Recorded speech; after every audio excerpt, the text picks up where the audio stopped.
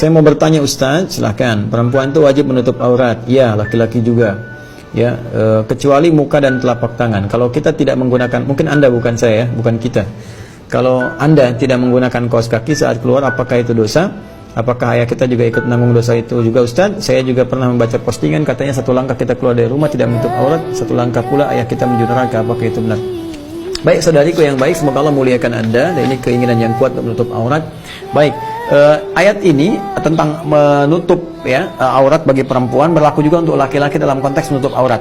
Jadi menutup aurat itu bukan hanya perempuan, laki-laki juga sama. Cuma batasannya yang berbeda antara aurat laki-laki dengan perempuan. Aurat itu asalnya sesuatu yang terbuka. Ya, yang terbuka yang harus ditutupi. Jadi aurat itu arah yang terbuka, sesuatu yang terbuka. Nah, yang terbuka itu ada yang tidak menjadi aib, ada yang menjadi aib. Ya, sesuatu yang jelek untuk dilihat, sesuatu yang menimbulkan hal yang bisa menyebabkan maksiat terjadi misalnya, ya. Nah, di laki-laki misalnya ada bagian-bagian tertentu yang ketika dia terbuka, misalnya tangan sini terbuka itu pandang biasa. Ya, nggak ada orang maksiat melihat tangan laki-laki misalnya kan, dan seterusnya gitu. Kemudian perempuan berbeda. Karena perempuan diciptakan oleh Allah Subhanahu wa taala dengan hukum tertentu, dengan keadaan tertentu, dengan keindahan tertentu yang berbeda dengan laki-laki, sehingga bagian-bagian tertentu yang ketika terlihat di perempuan itu, mohon maaf ya, bisa berpotensi menjadikan setan memanfaatkan itu untuk membisikkan was-was. Ya, apakah kemudian mendorong berbuat sesuatu yang tidak baik gitu kan, atau menimbulkan sesuatu yang kotor dan sebagainya. Karena itu Islam datang dengan syariat melindungi dan menghormati perempuan. Ingat, syariat yang datang itu memberikan penghormatan dan perlindungan kepada perempuan.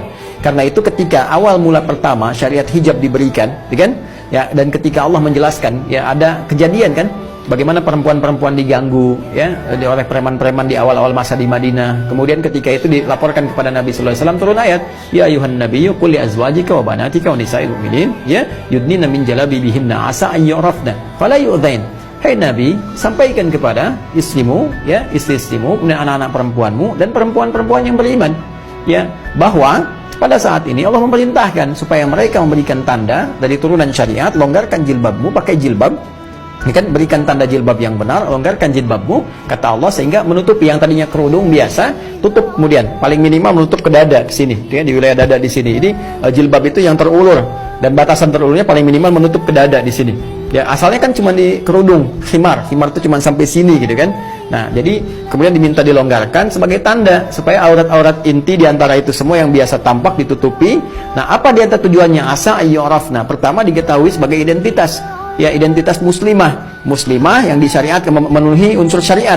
Jadi ini identitas sebagai muslimah, bangga itu, Anda harus bangga. Ya, Anda bangga di hadapan Allah. Jadi Allah itu memberikan identitas khusus bagi perempuan supaya dibanggakan di hadapan Allah.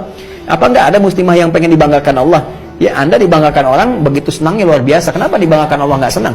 Ya, karena itu ketika Allah ingin memberikan kebanggaan kepada Anda, gunakan jilbab Anda. Setelah itu apa? Fala yu'dzain. Maka konsekuensi hukumnya ketika Anda mengenakan itu, Allah berikan perlindungan. Jadi sebetulnya jilbab itu luar biasa. Begitu Anda kenakan, teman-teman sekalian, ya akhwat, itu melekat hukum pada laki-laki untuk memberikan perlindungan dengan izin Allah Subhanahu wa taala. Gak boleh ada orang ganggu dia. Karena itu ketika ayat itu turun dan diganggu lagi, maka langsung kemudian dilindungi ya oleh para mukminin pada saat itu.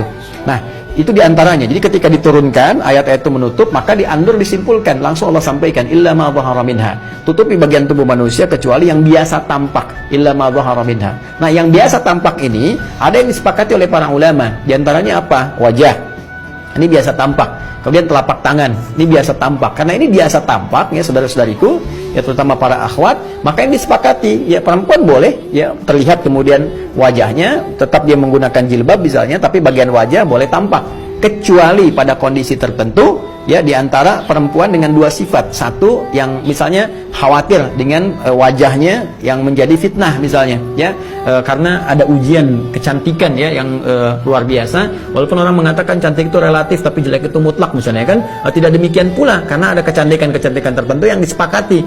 Ya, misalnya kalau ngelihat wajah tertentu, maka misalnya ada tersirat sesuatu, atau kadang orang jalan bisa nabrak tiang misalnya kan, ya ketampanan juga bisa begitu. Ketika kasusnya Nabi Yusuf alaihissalam itu kan, ketika melihat jadi bengong, teriris kemudian tangan dan sebagainya, ada kondisi-kondisi demikian. Maka kalau wajah bisa menghasilkan fitnah sehingga memancing berbuat maksiat atau punya niat jahat, ya, ada motif tertentu. Tapi kan itu kan kejahatan terjadi karena niatnya, bukan itu juga Joni. Ya kadang-kadang terjadinya itu karena penampilan kita membuat dia terangsang untuk berbuat jahat, muncullah niat. Niat itu kan nggak mungkin muncul kalau tidak ada objek yang terlihat atau terdengar atau merasakan. Nah ini, jadi ketika dia melihat, mendengar, merasakan dan mengamati itu semua, baru muncul niat. Ya kalau nggak ada itu nggak ada niat. Jadi begitu cara formulasi memahami hukumnya. Nah karena itu bagi perempuan demikian, maka dia menggunakan niqab misalnya, menggunakan cadar. Ya cadar untuk melindungi. Atau ada di antara perempuan yang kedua misalnya, dia ingin menjaga dirinya saja dengan misalnya naikkan untuk menjaga wajahnya, gitu kan? Kemudian dia pakai niqab, sah-sah saja, nggak ada masalah di sini. Ya bahkan di madzhab Syafi'i itu menggunakan niqab, ya menggunakan niqab. Jadi boleh tampak yang di wajah ini, boleh menggunakan cadar, itu tidak ada persoalan. Ya itu satu wajah. Kemudian telapak tangan boleh tampak. Adapun bagian kaki, di sini ada khilaf. Ya khilaf. Abu Hanifah mengatakan itu hal yang biasa lumrah, terutama bagi kalangan tertentu gitu. Kalangan tertentu seperti yang pekerjaan-pekerjaan ya di dunia rumah tangga, misalnya kan mau beli sayur, beli macam-macam, ya mau beli sayur pakai kaos kaki lagi, pakai enggak lagi. Di kalangan-kalangan tertentu di madzhab Hanafi membolehkan itu dengan kondisi-kondisi yang tertentu. Kecuali kalau di sekitarannya misalnya ada hal-hal yang memang harus disupport untuk ditutupi secara langsung, misalnya bisa mengundang pandangan tertentu atau hal tertentu, punya niat-niat yang buruk yang terkondisikan dengan melihat itu karena keadaannya bisa berbeda. Seperti di Arab itu ada wilayah-wilayah tertentu, teman-teman sekalian, yang memang nggak boleh sedikit pun terbuka. Ya makanya di sana ada yang pakai cadarnya, ada yang matanya aja kelihatan, ada tangannya bahkan ditutup pakai sarung tangan, kan sampai ke kaki, kecuali dalam keadaan tertentu. Karena memang ada sebagian suku yang ketika melihat satu bagian tertentu, nah itu hasrat, godaan setan dan sebagainya itu bisa muncul. Nah jadi dalam konteks ini bagi perempuan yang biasa tampak itu wajah, kemudian telapak tangan. Jikapun ada pekerjaan tertentu yang sekiranya menjadikan kakinya bagian tertentu terbuka, maka tidak terlampau harus banyak terbuka, cari longgaran yang bisa menutupi. Jadi perempuan itu harus isbal. Ya perempuan pun menutupi ke bagian bawahnya. Maka jalan keluarnya kalau Anda dalam kondisi sedang demikian, ya maka Anda bisa gunakan yang lebih longgar sifatnya. Dan kalau baiknya kalau keluar itu menggunakan kaos kaki, ya. Menggunakan apa? Kaos kaki. Jadi kalau ayah Anda sudah menasehati dan memberikan yang terbaik, tapi dalam keadaan misalnya tetap sengaja ada perempuan membuka aurat dan sebagainya, maka tidak ada dosa yang mengalir kepada ayah. Kecuali kalau orang tua memfasilitasi, ini yang bahaya. Hati-hati para orang tua ya, melihat tayangan ini, justru orang tua memberikan pakaian-pakaian yang membuka aurat misalnya. Ya alih-alih ditutup, cariin pakaian yang sobek. Orang buat nutupin, cari yang sobek. Ngapain beli pakaian sobek? Wong jahitannya aja nggak sempurna gitu kan. Ya Anda kan cari pakaian itu buat menutupi. Ya kalau disobek ngapain dibeli gitu kan. Jadi mohon izin ya, mohon maaf ya, ini kan cara berpikir saja gitu, bukan model, tapi dalam konteks ini adalah menutupi bagian-bagian yang tidak harus tampak keluar. Jadi untuk perempuan sekali lagi, kalau dia keluar yang bukan mahramnya, maka yang disepakati untuk bisa dia tampak adalah bagian muka, wajah dengan telapak tangan. Adapun bagian kaki itu khilaf di dalamnya. Madzhab Hanafi membolehkan kalau dalam rutinitas yang biasa. Ya, tapi jumhur ulama lebih tetap mengatakan itu bagian dari aurat yang harus tutup menggunakan kaos kaki. Jadi saran saya pakai kaos kaki. Ya, pakai kaos kaki. Kalau tidak sengaja dalam kondisi tertentu, ya tidak ada masalah. Hukum tidak terletak kepada ketidaksengajaan. Ya, jadi kalau ada sesuatu yang terjadi karena kondisi darurat tertentu atau hal yang terjadi yang nggak bisa dihindari, gitu kan, maka itu tidak ada masalah.